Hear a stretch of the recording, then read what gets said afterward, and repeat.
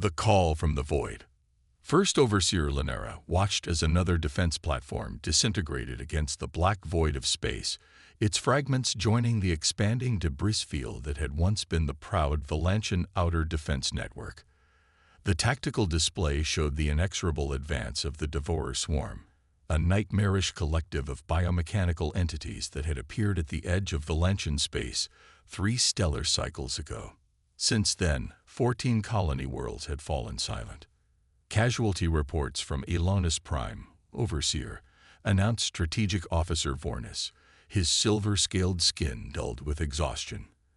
Estimated 97% population loss before communications failed. Linera closed her inner eyelids momentarily, allowing herself one brief second of grief before steeling her resolve. And the evacuation ships. 3 of 12 made it to hyperspace. The rest. Vornis didn't need to finish. Around her, the Grand Command Center of Valantia Prime's orbital fortress hummed with the desperate activity of a civilization facing extinction. The Valantians, a species that had achieved spaceflight 5 centuries ago and built a modest confederation spanning 27 worlds, had never encountered anything like the Devourers. Their elegant crystalline technology and philosophical approach to warfare had proven catastrophically inadequate. First Overseer called Communications Director Elenis, her voice trembling slightly. "The High Council is requesting your presence. They've convened an emergency extinction protocol meeting." The command center fell silent. The extinction protocol had never moved beyond theoretical discussion in the Valantians' 15,000-year recorded history. "Maintain defensive positions," Linera ordered. "I want hourly predictive models on the swarm's advance, and prepare a complete data archive for emergency transmission." As she moved toward the council chambers, Linera's mind returned to the ancient find. The reason she had been summoned, she was certain. 3 decades earlier, Valantian archaeologists had discovered something extraordinary while excavating ruins on their oldest colony world. A communication device of unknown origin, estimated to be at least 50,000 years old, containing what appeared to be emergency contact protocols and coordinates for a species calling themselves humans. The archaeological team had been divided on whether the device was genuine or perhaps some kind of elaborate hoax from a forgotten era. The debate had remained academic, until now. "The time for hesitation has passed," Elder Thranis was saying as Linera entered the council chamber. The eldest member of the High Council, Thranis had lived through 2 previous crises that had threatened Valantian society. A stellar flare that had nearly sterilized their homeworld, and a devastating plague that had killed 1 in 4 Valantians. "We face extinction. If there is even the slightest chance these humans exist and might help us, we must try. And if they are predators worse than the Devourers," countered Counselor Mavis, "we would be broadcasting our vulnerability across the galaxy." Linera stepped forward. "With respect, Counselor, what vulnerability remains to hide? Our military is defeated. Our colonies are falling. In 34 days, the predictive models show the Devourer Swarm will reach Valantia Prime. We have nothing left to lose." The council chamber erupted in heated debate, but Linera could see the tide turning. Fear was giving way to desperate hope, often the most dangerous emotion, but sometimes the only one that mattered. "Very well," said High Elder Lorenis finally. "Overseer Linera, as our most senior military commander, we entrust you with this task. Activate the ancient beacon. Send the call for aid." Her eyes, ancient and weary, met Linera's. "And may whatever gods might exist have mercy on us all if you're wrong." In the secure vault beneath the Grand Archive, Linera approached the ancient device with a mixture of skepticism and desperate hope. The archaeological team had determined it was powered by an unknown element with properties similar to quantum entanglement, theoretically capable of instantaneous communication across vast distances, a technology the Valantians had never mastered. "All preparations are complete," Overseer reported Chief Archivist Velmus. We've connected our translation matrices and prepared the message according to the linguistic patterns encoded in the device. Linera nodded. Begin the transmission. The device, a smooth opalescent cylinder barely larger than her hand, began to glow with an inner light. Symbols unlike any Valantian script scrolled across its surface as it interfaced with their systems. Then, with a pulse of energy that momentarily dimmed the lights in the vault, it activated. Message sent. Overseer. Wellness confirmed. Now we wait. The waiting lasted precisely 16 hours, 14 minutes, and 27 seconds. Linera was reviewing evacuation protocols when the priority alert sounded. Overseer. Elanis's voice came through her communicator, vibrating with shock. We're receiving a response. Audio and visual. The translation matrices are processing it now. By the time Linera reached the command center, the High Council had already gathered. On the main display, a figure was resolving, bipedal, with a symmetrical face featuring two forward-facing eyes and what appeared to be fur concentrated on the top of the head. Greetings to the people of Valantia. The translation came through clearly, the syntax formal but understandable. I am Captain Alina Reyes of the United Earth Alliance. We have received your distress call and are dispatching assistance. Please stand by for coordinate confirmation for our initial survey team. Stunned silence filled the command center. They were real. The humans existed. Captain. Linera stepped forward. I am First Overseer Linera of the Valantian Defense Force. Our situation is critical. We face an enemy we call the Devourers, a biomechanical swarm that has already consumed 14 of our worlds. The human's expression changed subtly. Please transmit all tactical data on these Devourers. Our advance team will arrive within 12 hours. They will assess the situation and prepare for the arrival of the main response fleet. 12 hours. Elder Thranis interjected, his voice quavering. That's impossible. The nearest star system is 4 light days away. The human smiled. An expression the Valantians would soon learn indicated not just amusement, but sometimes confidence, or even predatory anticipation. We have efficient transportation methods, Elder. Please prepare to receive our scout ship. Rise out. As the transmission ended, debate erupted once more. Hope warred with disbelief, skepticism with desperate faith. What kind of civilization could travel such distances in hours? Was this salvation or a new danger? They had their answer precisely 11 hours and 42 minutes later. The sensor arrays detected the anomaly first, a distortion in spacetime that their instruments struggled to analyze. Then, with a flash of energy that temporarily blinded their sensors, a vessel appeared in high orbit. It was unlike any ship the Valantians had ever seen.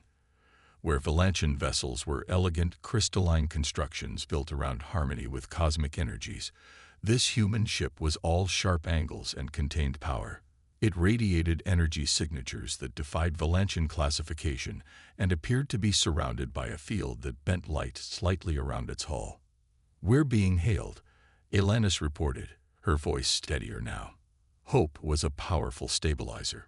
The human who appeared on screen wore a different uniform than Captain Reyes, darker, with more symbols denoting what the Valantians presumed was rank or function. First Overseer Linara, I am Commander Jackson Chen of the UEA Scout Vessel Pathfinder. We've analyzed your tactical data during our transit. We've also performed our own scans of the approaching swarm. His expression was grave. The entities you call Devourers match patterns we've encountered before. We refer to them as the Phage. Linera felt her heartbeats accelerate. You've fought them before. We've fought them. We've studied them. And we've defeated them. Commander Chen's voice carried absolute certainty. I've already transmitted authentication codes to your orbital defense systems. Please grant my technical team access to your command networks so we can begin preparations. Preparations for what, Commander? High Elder Loranis asked. For the arrival of the 7th Fleet, Elder. They're 12 hours behind us, and they're bringing the kind of argument these things understand. Within an hour, Human personnel had transferred to the Valantian command center. The Valantians watched in stunned amazement as the humans interfaced with their technology with casual ease, upgrading defense protocols and reconfiguring sensor arrays. "Your crystalline computing architecture is quite elegant," noted a human technician named Dr. Ibarra as she worked. "But you've optimized for harmony rather than security. The phage exploits that. It seeks patterns it can corrupt and subsume. Our entire technological philosophy is based on resonance and harmony," explained Archivist Velnis, who was observing the humans with scholarly fascination. Dr. Ibarra nodded. "That's likely why they targeted your civilization. You're technologically compatible with their consumption patterns." She looked up from her work, eyes serious. "Humanity developed along different lines. We built our technology to be resilient, adaptable, sometimes deliberately discordant. It makes us indigestible to the phage." As the humans worked, more details emerged. The phage had first encountered human colonies nearly 70 years earlier. The initial contacts had been devastating, with several outposts lost before humanity understood what they were facing. But humans, the Valantians were learning, responded to threats in ways that defied conventional logic. "You deliberately introduced chaos into your systems," Linara asked Commander Chen as he explained human counter-phage protocols. "Controlled chaos," Chen corrected. "Humanity has always had a certain appreciation for the unpredictable. It saved us when the phage first appeared. They couldn't anticipate our responses because we often didn't follow optimal patterns." As the 12-hour mark approached, the tension in the command center became palpable. The Devourers, the phage, had altered course, accelerating toward Valantia Prime. They had detected the human scout ship and recognized a threat, or perhaps an opportunity. "They're coming to investigate," Chen noted. "Good. That means they're diverting resources from their main advance." "Good," Counselor Mavis echoed incredulously. "They're heading directly for our homeworld." Chen's expression showed that predatory smile again. "Yes, and they're about to discover why that was the worst decision they could have made." Right on schedule, the sensors detected new space-time distortions. Not one, but dozens, then hundreds. The display filled with signals as ship after ship emerged from what the humans called FTL transition. The 7th Fleet had arrived, and the Valantians got their first glimpse of humanity at war. The tide turns. The Valantian command center fell silent as the tactical display filled with human vessels, hundreds of them, arranged in formations that seemed simultaneously mathematical and unpredictable. Where Valantian ships would deploy in harmonious patterns designed to create synchronized energy fields, the human fleet spread out in what initially appeared chaotic, only to reveal layers of tactical depth as they moved. "Full-spectrum tactical link established with Valantian defense systems," reported a human officer. "Admiral Catry is online." The main display shifted to show a stern-faced human female with deep brown skin and silver at her temples. Her uniform bore more elaborate markings than either Captain Rice or Commander Chen. First Overseer Linara, the Admiral acknowledged with a respectful nod. "I am Admiral Priya Catry, commanding the UEA 7th Fleet. I've reviewed the tactical situation. The enemy force approaching your homeworld represents approximately 18% of the total phage swarm in this sector. They've taken our bait." "Your bait?" Linara questioned. "The Pathfinder was deliberately configured to present as an appetizing target," Admiral Catry explained. "The phage recognize human technology as a threat, but also as a particular challenge. They're curious, in their way. It's one of their exploitable weaknesses." High Elder Loranis stepped forward.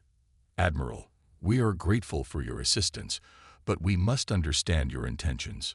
Will you help evacuate our remaining population?" A flicker of surprise crossed the Admiral's face. "Evacuation? Elder, we're not here to help you retreat. We're here to exterminate the phage and secure your world. The 7th Fleet specializes in phage countermeasures." The tactical display shifted again, showing the approaching enemy swarm, a seething mass of biomechanical constructs ranging from fighter size to massive carrier entities. Beginning Phase 1, Admiral Katri announced. Overseer Linara, you may want to prepare your people. The next few hours will be intense. The human fleet began to move in ways that defied conventional space combat doctrine.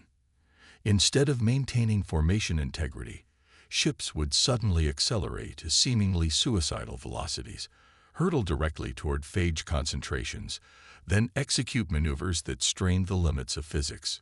They're going to get themselves killed, muttered Strategic Officer Vornis, watching as a group of smaller human vessels charged directly at a phage carrier. But the expected destruction didn't come. Instead, the human ships released swarms of smaller objects just before impact range, devices that the Valantian sensors couldn't classify, then executed micro-jumps to different positions. The devices detonated in cascading sequences that seemed to create overlapping fields of energy distortion. Where the fields touched the phage bioships, the enemy craft didn't explode so much as unravel, their structures collapsing as though the fundamental forces holding them together simply ceased to function.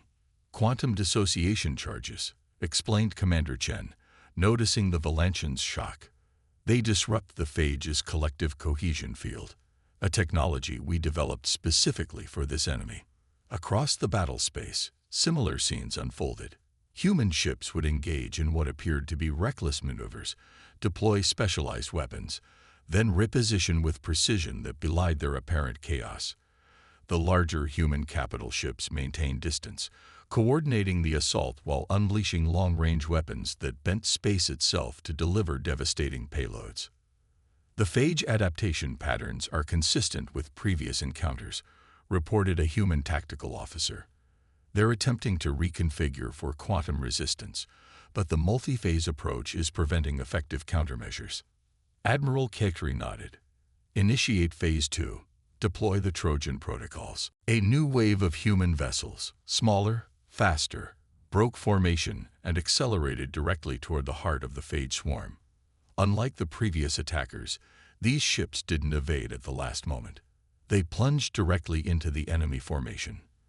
Those ships, Linara gasped. They're sacrificing themselves. Not exactly, Chen said. Watch. The ships that had entered the phage formation appeared to be destroyed, breaking apart under enemy fire. But instead of dissipating as normal debris would, the fragments continued to move with purpose, attaching themselves to phage vessels. Within moments, the affected enemy ships began to behave erratically, then turned their weapons on neighboring phage craft. Cognitive infiltration units, explained Chen. The ships are designed to be destroyed in specific ways. Each fragment contains invasive programming that hijacks the phage network protocols. They're biomechanical. They communicate through signals we can mimic and corrupt. Linara watched in astonishment as the phage formation began to disintegrate, with increasing numbers of enemy vessels firing on each other or simply shutting down. The elegant brutality of the human approach was unlike anything in Valantian military philosophy, which emphasized harmonious coordination and clean, efficient victories. You weaponized chaos, she realized aloud. Chen nodded. The phage consume order and pattern, so we became the embodiment of controlled disorder. It's taken us decades to perfect these techniques. As the battle continued, the Valantian leadership began to understand that they were witnessing not just a rescue, but a fundamental clash of evolutionary approaches. Where the Valantians had developed technology that worked with cosmic principles to create beauty and efficiency, humans had forged their advancement through resilience, redundancy, and an almost gleeful embrace of disruptive innovation. Within 6 hours, the phage assault force had been reduced to scattered, non-coordinating units that the human fleet methodically eliminated. Admiral Katri transferred to the Valantian Command Center for a direct conference with the High Council. The immediate threat to your homeworld has been neutralized, she informed them. We've dispatched battle groups to secure your remaining colonies and outposts. The main phage swarm has altered course and is retreating from Valantian space. They're retreating. Elder Thranis could hardly believe it. Just like that. The phage operates on collective intelligence, Admiral Caftry explained. They've recognized that the cost of continuing this campaign exceeds potential gains. They're pragmatic predators. Will they return? Asked Counselor Mavis. Eventually, they always test boundaries, but we'll be establishing a permanent UEA presence in this sector. The phage have learned to avoid regions under human protection. High Elder Loranis stepped forward, performing the traditional Valentian gesture of profound gratitude. All four hands pressed together, head bowed. Admiral, the Valentian people owe you a debt we cannot express. Whatever you require of us, resources, territory, knowledge, is yours for the asking. Admiral Caftry's expression softened slightly. Elder, humanity doesn't seek payment for preventing extinction. But we would welcome an alliance. Your crystalline technology approaches problems from angles we've never fully explored. And clearly, your people have courage. You held out against impossible odds long enough to find help. She smiled, a genuine expression, not the predatory one they'd seen earlier. That's something humans respect immensely. In the days that followed, as human and Valentian personnel worked together to begin rebuilding, Linera had many opportunities to observe their saviors up close. They were a study in contradictions, individually undisciplined by Valentian standards, with loud voices and expansive gestures, yet capable of precise coordination when required. They approached problems with a strange mixture of rigorous analysis and intuitive leaps that often bypassed conventional steps. I still don't understand why you answered our call, Linera admitted to Commander Chen as they oversaw the integration of human defensive systems with Valentian infrastructure. You had no obligation to a species you'd never met. Chen considered the question seriously. There's an old human saying, the only thing necessary for evil to triumph is for good people to do nothing. We learned that lesson the hard way in our own history. He looked out at the stars. When we finally reached space and found it filled with both wonders and horrors, we made a choice about what kind of interstellar civilization we wanted to be. 3 months after the Battle of Valentia Prime, representatives from 27 species gathered for the formal signing of the Valentian Accords, a mutual defense pact coordinated by the United Earth Alliance. The phage had threatened many civilizations, but never again would they find isolated, vulnerable prey. The beacon that had summoned humanity wasn't just ancient technology. It was the beginning of a new galactic era. As Linera watched the human and Valentian flags raised side by side in the Grand Plaza of Valentia Prime, she reflected on how close they had come to extinction and how strange and wonderful the universe had proven to be. The ancient Valentian philosophers had always taught that the cosmos rewarded harmony and pattern. They hadn't been wrong, but they had been incomplete. Sometimes, salvation came not from order, but from its opposite, from a species that had made an art form of controlled chaos and turned unpredictability into their greatest strength. Humanity had arrived, and the galaxy would never be the same.